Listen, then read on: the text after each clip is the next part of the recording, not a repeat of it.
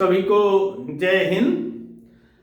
आज हम आप लोगों के लिए एक और इम्पोर्टेंट टॉपिक लेके आए हैं और आज के हमारी इस वीडियो का टॉपिक है documents required for insurance claim. यानी जब आपकी गाड़ी चोरी हो जाती है तो चोरी हो जाने के बाद में आप ये एश्योर होते हैं कि हमने अपनी गाड़ी का इंश्योरेंस तो कराया ही हुआ है और आसानी से हमको वो मिल जाएगा। दोस्तों, ऐसी बात बिल्कुल नहीं है।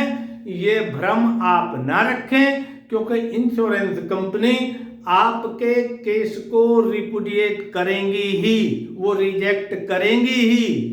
और खास तौर से दिल्ली एनसीआर में बहुत बड़ी मात्रा में गाड़ियों की चोरी होती है और दिल्ली एनसीआर नहीं, मैं तो ये कहता हूं कि हमारे पूरे देश में गाड़ी चोरियों की संख्या में इजाफा होता जा रहा है। तो इसी को लेकर के ही आज की मेरी वीडियो का टॉपिक है। इससे पहले कि मैं आपको अपनी इस वीडियो के टॉपिक के बारे में बात करूं, मैं एडवोकेट एच.एस. जटराना, मेरा मोबाइल नंबर आप नोट कर लीजिए कि यदि आपको कभी भी ज़रूरत होती है तो आप मुझे इस नंबर पर फ़ोन कर सकते हैं। मेरा फ़ोन नंबर है 9650446015। नंबर एक बार फिर से आप ध्यान से सुन ले, 9650446015। ये मेरा मोबाइल नंबर है। हम वीडियो अपनी शुरू करें, मैं आप लोगों से ये गुजारिश करूंगा कि आप मेरी वीडियो को लाइक जरूर करें, इसको सब्सक्राइब इसलिए करें कि जब भी मैं कोई अपनी नई वीडियो अपलोड करूं तो उसका नोटिफिकेशन आप लोगों तक पहुंच जाए और उसका मैक्सिमम लाभ आप उठा सकें। तो चलिए अब हम अपनी वीडियो के बारे में बात करते हैं। हमारा टॉपिक है आज documents required for insurance claim.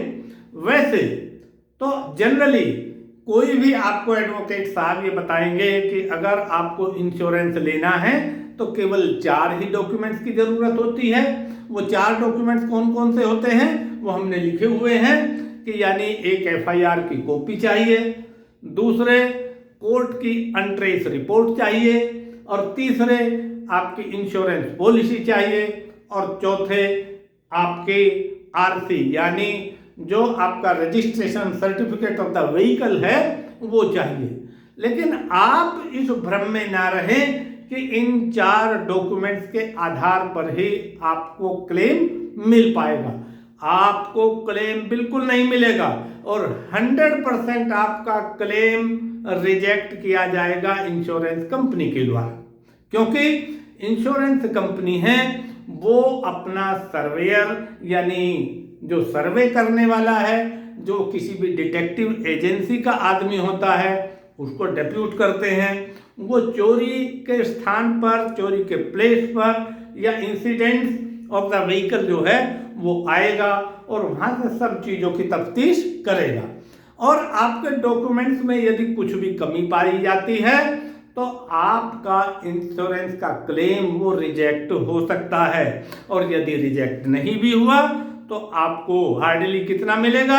आपको मिल सकता है 50%, 60%, 70% और बहुत कुछ है तो 80%। और आप ये सोचते हैं कि भाई हमारी गाड़ी का तो इंश्योरेंस पूरा है, वो पूरा क्लेम मिलेगा। तो जो भी इंश्योरेंस कंपनी के जितने भी डॉक्यूमेंट्स हो सकते हैं वो हमारी नज़र से ये हैं।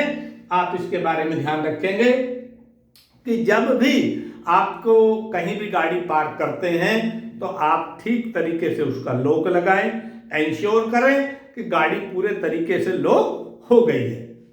लेकिन फिर भी जब आप आते हैं आपको अपनी गाड़ी वहां नहीं मिलती है तो आप तफ्तीश करने के बाद में, जानकारी लेने के बाद में लोगों से 100 नंबर पर कॉल करें, यानी पुलिस को कॉल करें हर हालत में। और पुलिस का अगर फोन पिक नहीं करती है तो कई बार कॉल करें, क्योंकि जो वो कॉल रिकॉर्ड होगी वो आपके बहुत काम आएगी। उस कॉल को आप रिकॉर्ड करके रखें और उसको अपना डाउनलोड करा लेंगे, क्योंकि जब भी कोर्ट में आप लगाएंगे तो वो रिकॉर्ड आपके पास में होना चाहिए। आपने कॉल की, सीधे आप यहीं से इंश्योरेंस कंपनी को भी आप इन्फॉर्म करें। आप ये ना सोचें कि 2, 4, 10 दिन आपने गाड़ी की वेट की, क्योंकि फिर आपको कंपनी रिजेक्ट कर देगी कि आपने you have not inform to the insurance company with in the time. तो इसलिए क्या करना है, इससे बचने के लिए आप इंश्योरेंस कंपनी को भी टाइमली इन्फॉर्म कर दीजिए और साथ ही एक लेटर भी लिख करके वहां दीजिए। यानी अब आपने क्या किया कि 100 नंबर पर भी कर दिया, आपने इंश्योरेंस कंपनी पर भी किया, और तभी जो है आप थाने जाइए, जो भी आप पास का जहां भी जो इंसिडेंट हुआ है उसके पास के थाने में जाकर के आप अपनी FIR लॉन्च कराइए, और FIR की कॉपी आप वहां से थाने से प्राप्त कर लें। इसको संभाल के रखना है, यानी 100 नंबर कॉल डिटेल को भी संभाल के रखना है, कॉपी ऑफ FIR को भी संभाल के रखना है, साथ ही जो इंश्योरेंस कंपनी को फोन किया है आपने उसकी भी कॉल डिटेल को संभाल के रखना है, जो आपने लेटर लिखा है उसको भी आपको संभाल के रखना है। तीसरे नंबर पर जो आपको जरूरत पड़ेगी कि कॉपी ऑफ RC और रजिस्ट्रेशन, यानी RC को आप रजिस्ट्रेशन सर्टिफिकेट कहते हैं। दोस्तों, आपको ये मालूम होना चाहिए कि गाड़ी का इंश्योरेंस वो तभी मिलेगा जब गाड़ी भी आपके नाम है और साथ ही इंश्योरेंस सर्टिफिकेट भी आपके नाम से है। यदि गाड़ी आपके नाम से है, आपने सेकंड हैंड गाड़ी परचेज की है, रजिस्ट्रेशन आपके नाम हो गया है लेकिन इंश्योरेंस आपके नाम नहीं हुआ है, तो आप ये मानिए 100%, ये सुप्रीम कोर्ट की साइटेशन भी है कि विद इन 14 डेज अगर RC इश्यू हो गई है तो विद इन 14 डेज इंश्योरेंस भी आपके नाम पे ट्रांसफर हो जाना चाहिए या नया इंश्योरेंस आपको ले लेना चाहिए। यदि इंश्योरेंस आपने नहीं लिया है या पुराना इंश्योरेंस वो ट्रांसफर नहीं कराया है तो आपका क्लेम रिजेक्ट होगा। इस पॉइंट को बड़े ध्यान रखने वाली बात है। चौथे नंबर पर आप थेफ्ट इंफॉर्मेशन लेटर जो है वो पुलिस को ओरिजिनल जो है उसकी एक कॉपी भी प्राप्त कर लेंगे। जब आप लेटर दे देंगे उस पर रिसीविंग ले लेंगे, साथ ही जब वो FIR देंगे तो FIR पे SHO जो है वो अपनी स्टैंप लगा करके आपको देंगे और वो देने के बाद में उसको आप संभाल के रखेंगे। वो सेक्शन 173(2) की CRPC के तहत होती है। जो 5वें नंबर पर आपको purchase invoice of the vehicle रखनी है। अगर आपने नया व्हीकल लिया है, नई गाड़ी खरीदी है, तब भी आपको उसकी जो परचेजिंग स्लिप है, इनवॉइस है, वो संभाल के रखनी है। यदि आपने गाड़ी जो है सेकंड हैंड ली है, किसी भी कंपनी से ली है या किसी भी आदमी से ली है, तो उसका यदि आपने इंडिविजुअल से परचेज की है तो आप एफिडेविट के पे आप लीजिए, वो उसको संभाल के रखिए। और यदि आपने सेकंड हैंड कार डीलर से ली है तो वो आपको इनवॉइस बना करके देंगे, उसको आप हमेशा संभाल के रखेंगे और जब आपकी गाड़ी खो जाती है तो वो तब आपके काम आएगी। साथ ही नंबर 6 पर loan statement from financial with repayment track record, यानी इस पॉइंट को समझिए कि अगर आपने अपनी गाड़ी को फाइनेंस कराया है किसी भी बैंक से, किसी भी इंश्योरेंस से, तो आप उस फाइनेंसर के ट्रैक रिकॉर्ड जो भी आप जमा कर रहे हैं उसकी इंस्टॉलमेंट, उस इंस्टॉलमेंट को आप रिकॉर्ड बैंक से लीजिए और ताकि वो आपको ये काम आए कि आप जो है इसकी किस्त टाइम पर दे रहे थे। साथ ही इससे जो अगला पॉइंट है उसको भी समझने की जरूरत है। वो पॉइंट है 7 पॉइंट है clarification from financial regarding non repossession of vehicle, यानी एक आपको ऐसा सर्टिफिकेट लेना है कि इंश्योरेंस कंपनी ने या बैंक ने आपके व्हीकल को अब नहीं उन्होंने रिपोजेस किया है, नहीं अपने कब्जे में लिया है, उसका एक वो लेटर देते हैं, नॉन रिपोजेशन लेटर। वो लेटर आपको अपने फाइनेंशियर से कांटेक्ट करना चाहिए, और जैसे ही आपकी गाड़ी चोरी होती है तो उसको भी लिख के इन्फॉर्म करें कि मेरी गाड़ी चोरी हो गई है, क्या आपने मेरी गाड़ी को तो रिपोजेस नहीं किया, उसको अपने कब्जे में लिया है, और यदि नहीं लिया है तो प्लीज मुझे एक लेटर इशू करें। तो वो लेटर होगा clarification from financier regarding non repossession of vehicle for non repayment of loan. अब जो डॉक्यूमेंट नंबर 8 है इंश्योरेंस पॉलिसी, यानी इंश्योरेंस पॉलिसी को संभाल के रखना है, ओरिजिनल को संभाल के रखना है, और इसको कंटिन्यू रहनी चाहिए। अगर ये डिसकंटिन्यू हो गई तो क्लेम नहीं मिलेगा, आपका क्लेम रिजेक्ट हो जाएगा। साथ ही यदि आपने गाड़ी सेकंड हैंड खरीदी है तो यहाँ ध्यान रखने वाली एक बात है कि जो इंश्योरेंस पॉलिसी है, जो प्रेजेंट इंश्योरेंस है वो भी प्रेजेंट ईयर की भी आपको लगानी है, और साथ ही जो लास्ट ईयर है यानी जो प्रीवियस ईयर है या प्रीवियस ओनर का है वो इंश्योरेंस सर्टिफिकेट भी आपको संभाल के रखना है, इसकी जरूरत होती है।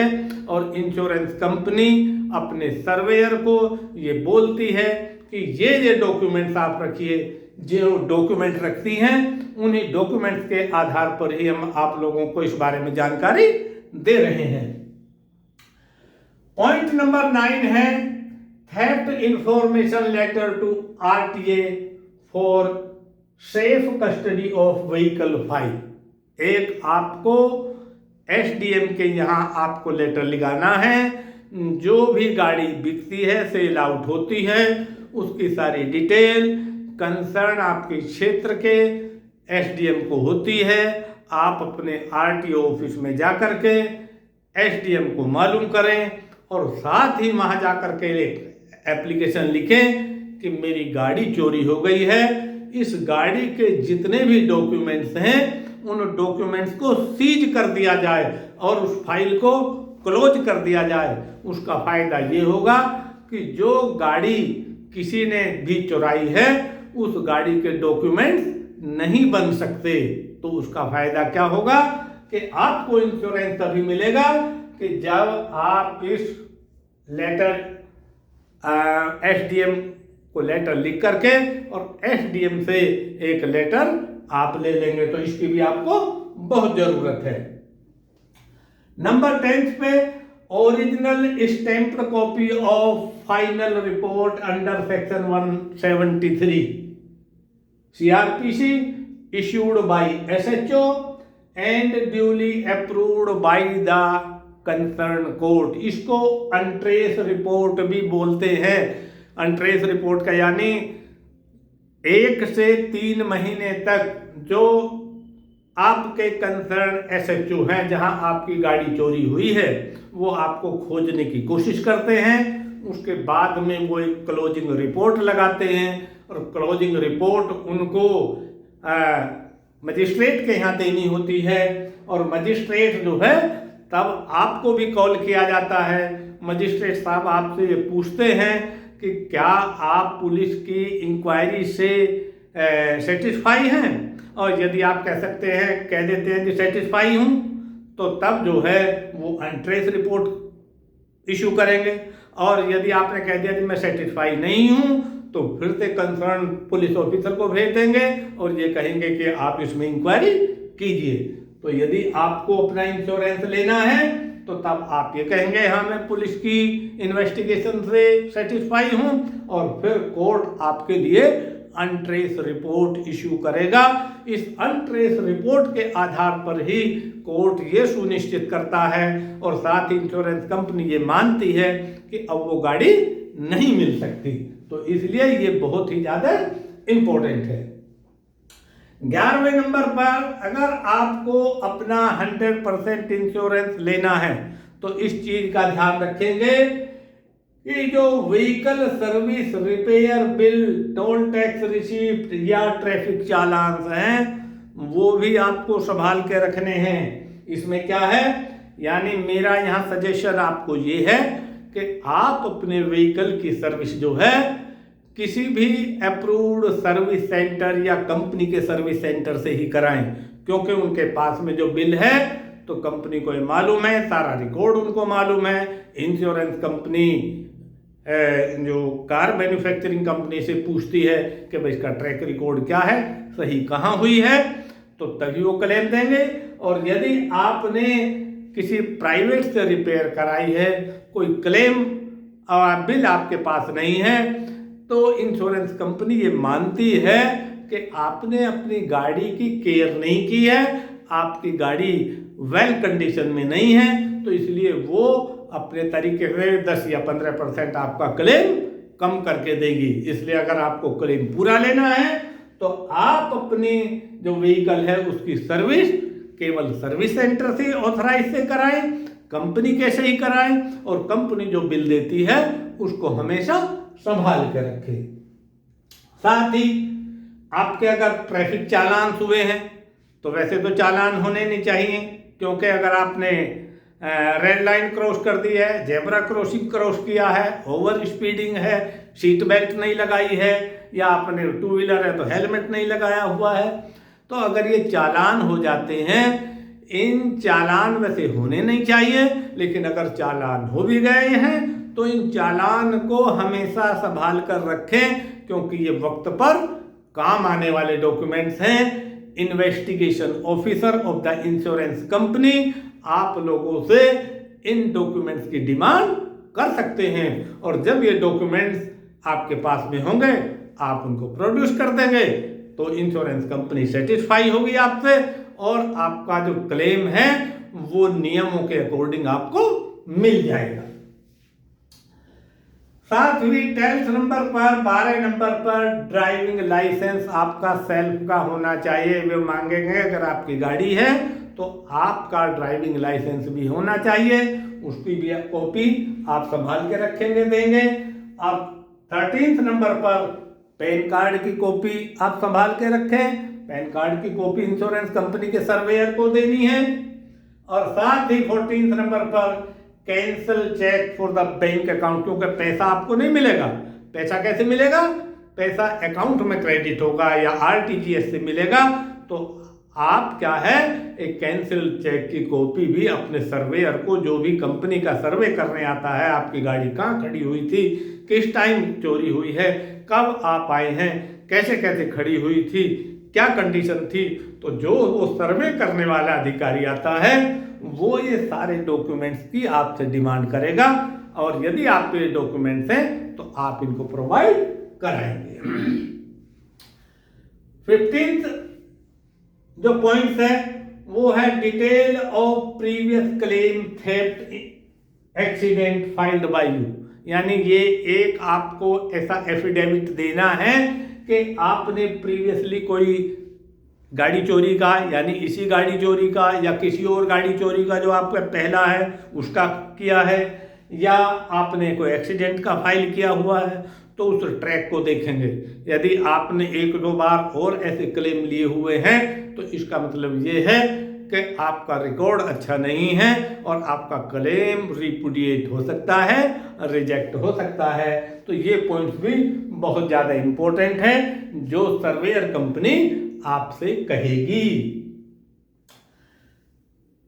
16th पोजीशन पर all keys of the vehicle, यानी जितनी भी कीज हैं, चाबियां हैं, वो सारी की सारी चाबियां आपको जमा करनी है। यहाँ ध्यान रखने वाली बात यह है कि यदि आपकी गाड़ी की चाबी खराब हो जाती है तो आप सर्विस सेंटर से जाकर के ही गाड़ी की चाबी बनवाइए, प्राइवेट में गाड़ी की चाबी ना बनवाएं।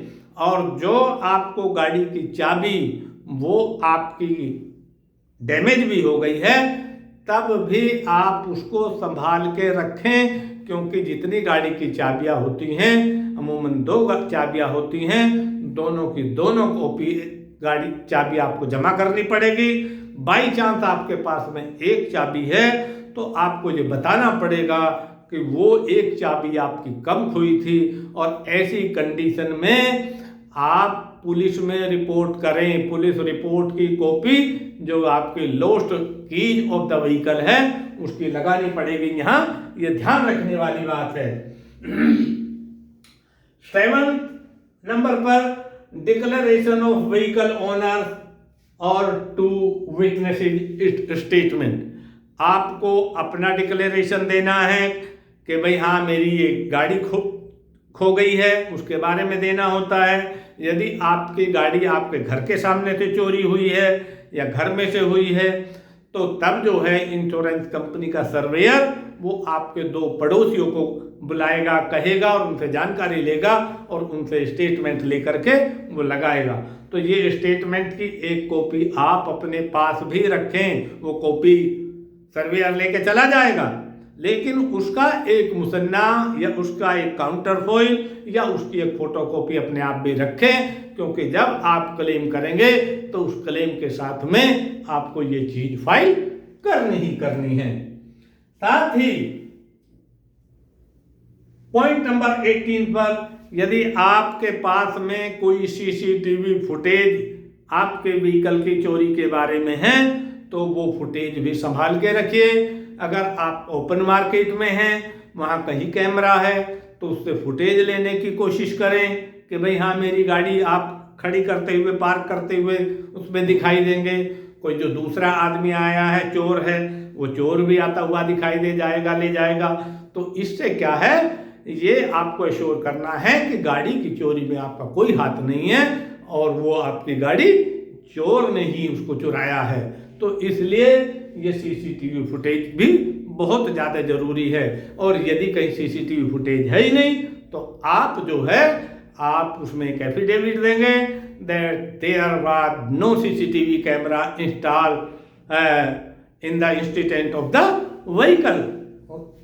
तो 19वें नंबर पर सीसीटीवी फुटेज अगर घर में है, घर के पास में है, वहाँ सीसीटीवी लगे हुए हैं तो आपसे जो surveyor of the insurance company है वो आपसे 1 वीक की गाड़ी पार्क होने की, गाड़ी जाने की और गाड़ी आने की सीसीटीवी फुटेज की आपसे डिमांड कर सकता है।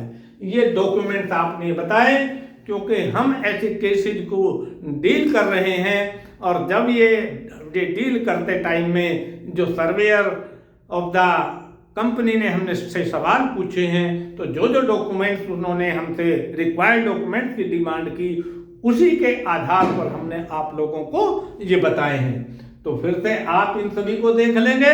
मैं फिर से कहता हूं, देखिए आप पॉइंट नोट कीजिए। यानी 100 नंबर पीसीआर को कॉल करें, उसका रिकॉर्ड अपने आप रखें, साथ ही एफआईआर जो पुलिस में जा करके तुरंत ही लिख करके दें। दूसरे नंबर पर आप जो इंश्योरेंस कंपनी को फोन करें, इंश्योरेंस कंपनी को भी गाड़ी चोरी होने की सूचना दें और साथ ही उनको लिख कर भी सूचित करें। नंबर 3, गाड़ी की आरसी की कॉपी आप रखें। नंबर 4, जो थेफ्ट इंफॉर्मेशन जो लेटर है एफआईआर को, वो पुलिस का ओरिजिनल जो पुलिस स्टैंप लगा करके देगी उस कॉपी को आप संभाल के रखें, ओरिजिनल को। साथ ही अगर आपने गाड़ी खरीदी है, चाहे वो फर्स्ट हैंड है या सेकंड हैंड है, तो उसकी जो परचेजिंग इनवॉइस है उसको भी संभाल के रखना है। साथ ही अगर आपने अपनी गाड़ी को फाइनेंस कराया है तो आप अपनी गाड़ी को मंथली फाइनेंस ट्रैक रिकॉर्ड है उसकी कॉपी को भी निकाल के स्टेटमेंट को भी तैयार रखें। इसके अलावा आप अपने फाइनेंसर से एक लेटर लेंगे कि आप उसने आपकी गाड़ी को अपने कब्जे में नहीं लिया है, यानी गाड़ी से उसका कोई मतलब नहीं है, तो वो नॉन रिपोजेशन लेटर होता है, उसको प्राप्त करेंगे। 8वें नंबर पर इंश्योरेंस पॉलिसी लेंगे। इंश्योरेंस पॉलिसी करंट ईयर की भी रखनी है और प्रीवियस ईयर की भी रखनी है। 9वें नंबर पर theft information letter RTA for safe custody of the vehicle, यानी ये भी आपको रखनी है जो ये एसडीएम देते हैं। साथ ही original stamped copy of final report under section 173 CRPC issued by SHO and duly approved by the court concern, यानी कि जो अनट्रेस रिपोर्ट जिसको हम बोलते हैं उसको बहुत ज़्यादा इंपॉर्टेंट है, उसके बिना आपको इंश्योरेंस मिल ही नहीं सकता, तो उसे आप संभाल के रखना है और टाइम से उसको सबमिट करना है। 11वें नंबर पर व्हीकल सर्विस रिपेयर बिल आपको रखना है, टोल टैक्स है वो आपको रिकॉर्ड में रखना है, ट्रैफिक चालान है वो भी आपको अपने रिकॉर्ड में रखना है। 12वें नंबर पर यानी 12th पोजीशन पर आपको ड्राइविंग लाइसेंस की कॉपी रखनी है, 13th पर पैन कार्ड की कॉपी रखनी है, 14th पर कैंसिल चेक की कॉपी रखनी है, 15th पर प्रीवियस क्लेम डिटेल थेफ्ट या एक्सीडेंट की आपको रखना है, आपको गाड़ी की सारी चाबियां भी तैयार रख के देनी है और declaration of the vehicle owners का या 2 विटनेसेज ऑफ द नेबर्स ये भी आपको देना है, CCTV फुटेज देनी है और हो सकता है तो 1 वीक की CCTV फुटेज भी दे देंगे। अब ये अगर आपने ये सारे डॉक्यूमेंट रखे हैं तो फिर आपका क्लेम रिपुडिएट नहीं हो सकता, वो रिजेक्ट नहीं हो सकता और मैक्सिमम आपको क्लेम मिलेगा। यहाँ एक बात ध्यान देने वाली बात ये भी है कि जो आपका इंश्योरेंस है, जो करंट इंश्योरेंस है, वो करंट इंश्योरेंस में यदि वो 6 महीने पुराना है या 7 महीने पुराना है तो उसी के रेशो में गाड़ी की डेप्रिसिएशन वैल्यू लगेगी, आपको उतना क्लेम नहीं मिलेगा जितना आपके इंश्योरेंस पॉलिसी में लिखा हुआ है, बल्कि 3, 4, 6 जितने भी इंश्योरेंस होने के बाद में जब गाड़ी चोरी होती है उसी के हिसाब से कंपनी डेप्रिसिएशन वैल्यू लगा करके आपका पैसा देगी, लेकिन आपका पैसा मैक्सिमम मिलेगा। मुझे उम्मीद है कि आज की इस वीडियो से जो थेफ्ट इंफॉर्मेशन के बारे में और कौन से आपको डॉक्यूमेंट्स आपको रखने हैं उसके बारे में जानकारी हर हालत में मिल गई होगी और आप इस जानकारी से आप इसका लाभ उठाएंगे और साथ ही जो भी आपके वेल नोन आदमी हैं, जो आपके नेबर्स हैं, जो रिलेटिव्स हैं, यदि उनको कभी भी आवश्यकता होती है तो इस बारे में उनको भी बता देंगे। कभी भी आपको अगर जानकारी लेनी है तो मेरा नंबर है जो मैंने आपको बताया था 9650446015 यानी 9650446015 पर मुझे फ़ोन करके मुझसे जानकारी आप ले सकते हैं। आपको ये मेरी वीडियो कैसी लगी इसको बारे में इसे आप लाइक करें, इसको आप फॉरवर्ड भी करें और साथ ही इस पर अपना कमेंट्स लिखें और साथ ही चैनल को सब्सक्राइब करना बिल्कुल ना भूलें और जब तक कि हम अगली वीडियो के साथ में ना आ जाएं तब तक के लिए जय हिंद।